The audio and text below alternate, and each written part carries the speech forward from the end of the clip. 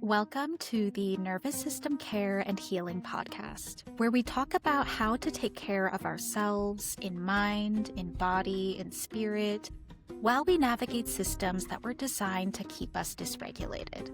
I'm your host, Liz, a neurodivergent therapist of color, and I'm really glad that you're here. So for today's episode, I'm going to start by painting a scene, and then I'll segue into today's topic. So in this scene, I want you to imagine that you're just sitting on your couch, just chilling and relaxing, not doing much. And in the back of the mind, you're aware that your to-do list is piling up, but you just don't have the energy to get up and do it right now.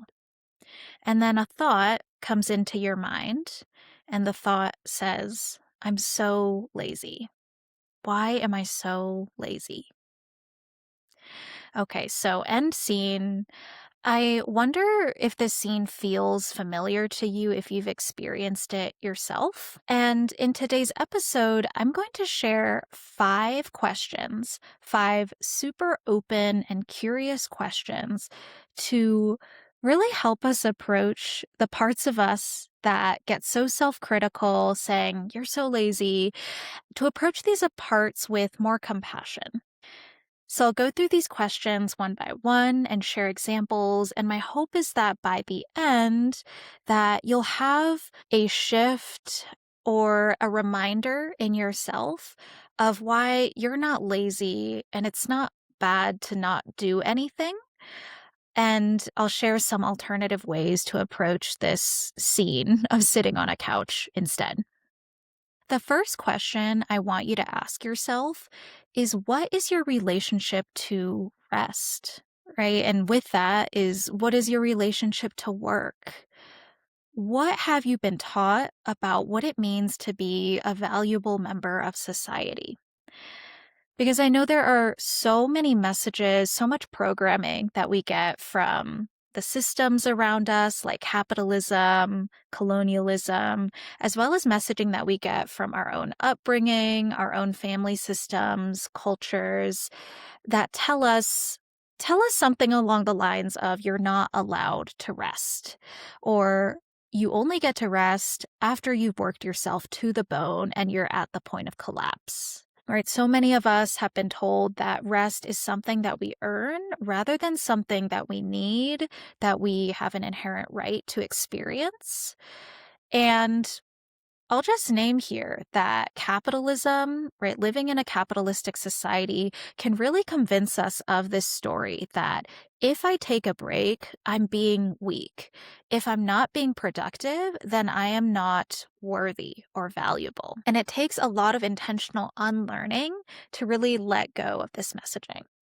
I will also name, speaking from my personal experience within immigrant culture, right? For those of us who are first generation, second generation, 1.5 gen immigrants, many of us grew up in households where we really learned that working super hard is how we got here. And if we stop working super hard, then there are major consequences to our sense of belonging or our sense of survival, right? We work to survive to the next day.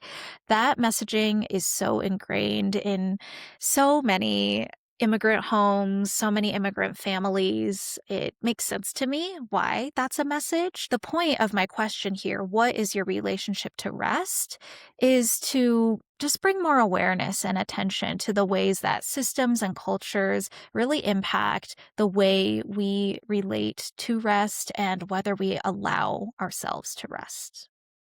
The next question to ask yourself is, how can you work with your cycles, your energy, and your wiring, not against them?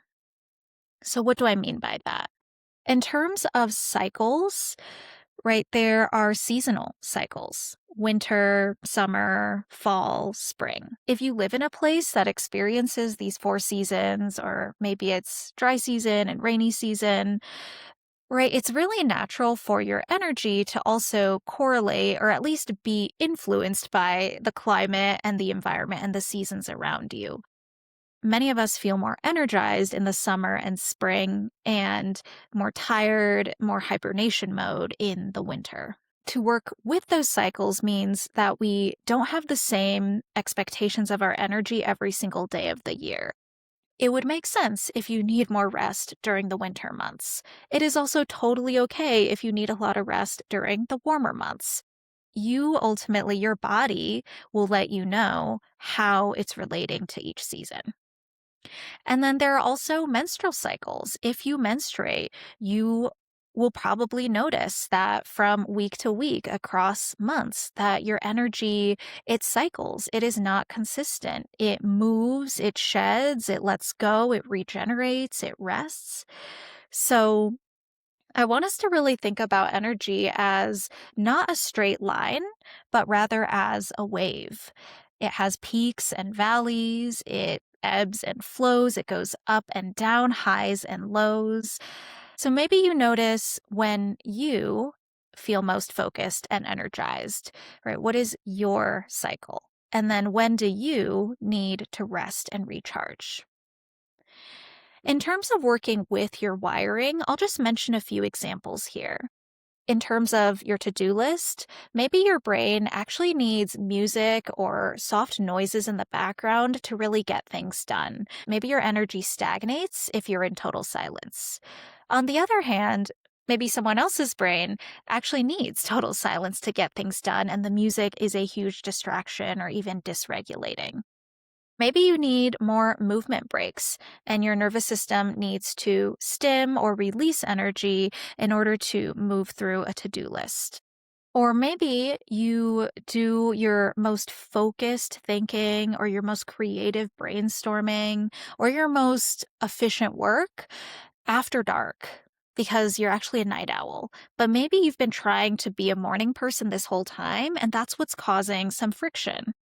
So, this is where I'd get really curious about what your brain needs, what your nervous system is telling you, and to see to what extent can you design or accommodate your life around that, rather than expecting your life to fit into a box that is a size and shape that wasn't built for you. The third question I would ask in response to the I'm so lazy parts is what are you expecting of yourself right now? And how do you feel about those expectations? So it's two questions in one. But in terms of what am I expecting of myself, this could be either conscious expectations that you are aware of or unconscious expectations that sort of lurk in the background of your mind, but you haven't explicitly named out loud. And it can be so helpful to make those unconscious expectations conscious, just so we know what we're working with. There are a couple types of expectations. There are internal expectations. That is the inner voice that you hear in your own mind. And that voice can sound like, oh, I should be working faster, or I should have gotten this done yesterday, or I should really be more productive right now, or I shouldn't be tired. Why am I tired? I should just power through. And then there are also external expectations, which come from outside of us. Like, for example, if your boss is instructing you to complete this work assignment by a certain timeline, right? That's an external expectation.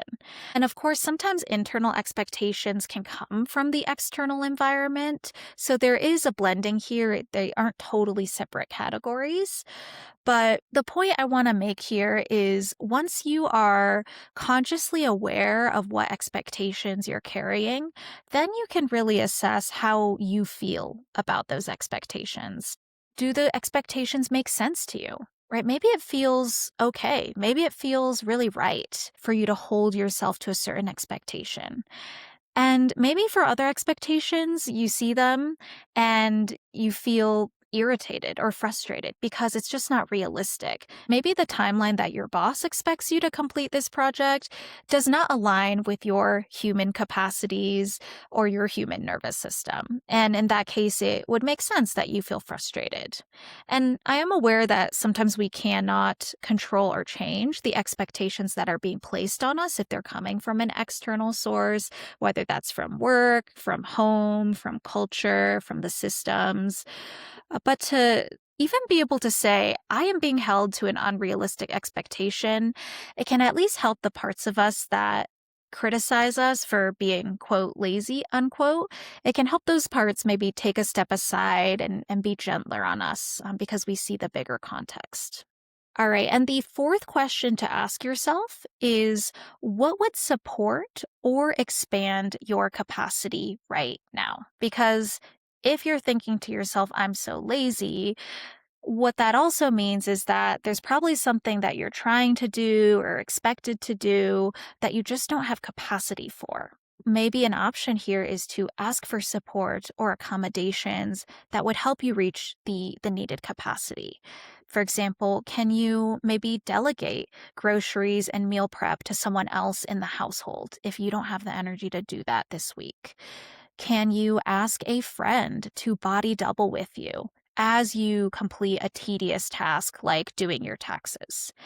And for context here, body doubling refers to when you are sharing space with someone else and you're both working on tasks next to each other, and that increases both of your focus or efficiency.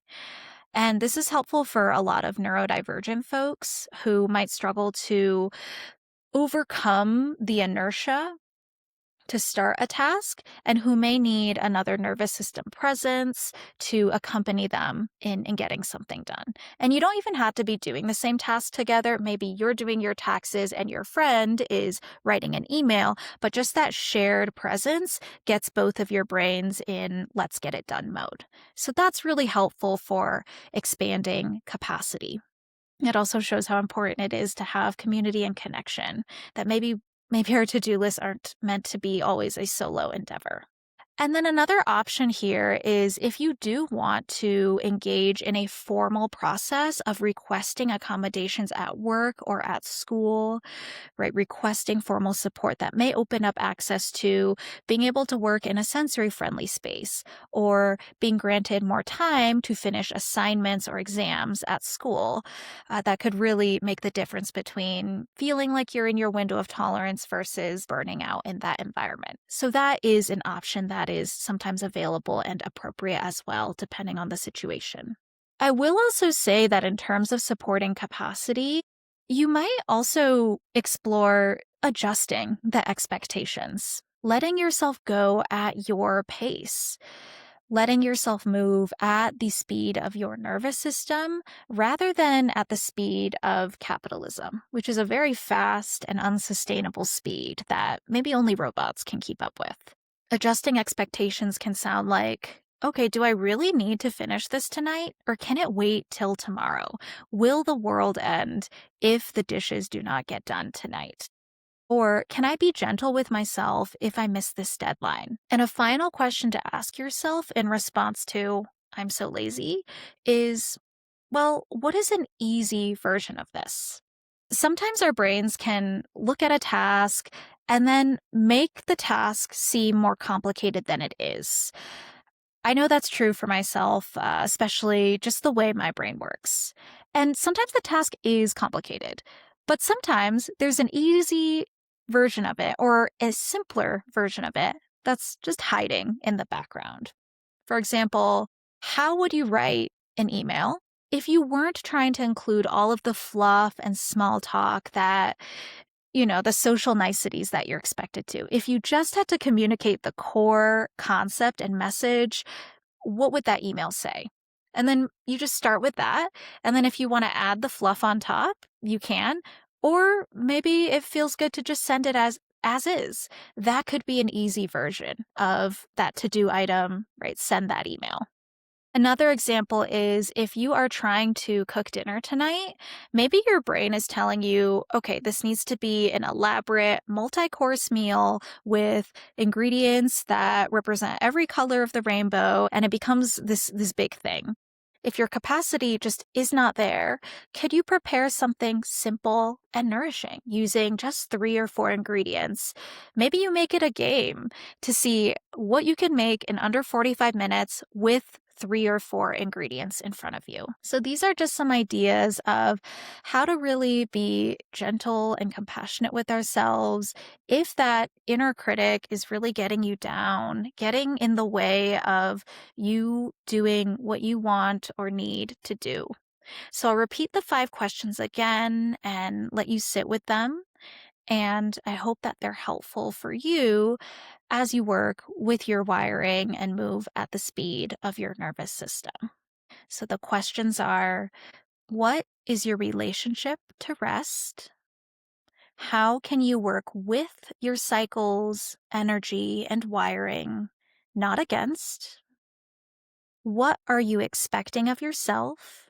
And how do you feel about those expectations? What would support or expand your capacity right now? And what is an easy version of this? All right, that's it for now. Take care of yourselves, and I'll be back again next week. Thank you so much for listening to the Nervous System Care and Healing Podcast.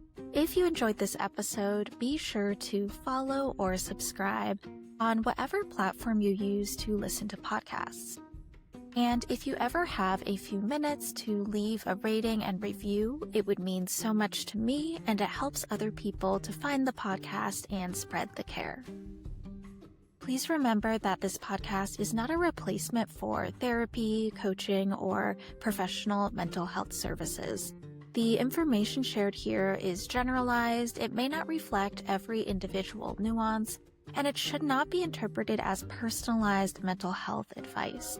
So please do seek out additional support if you need it.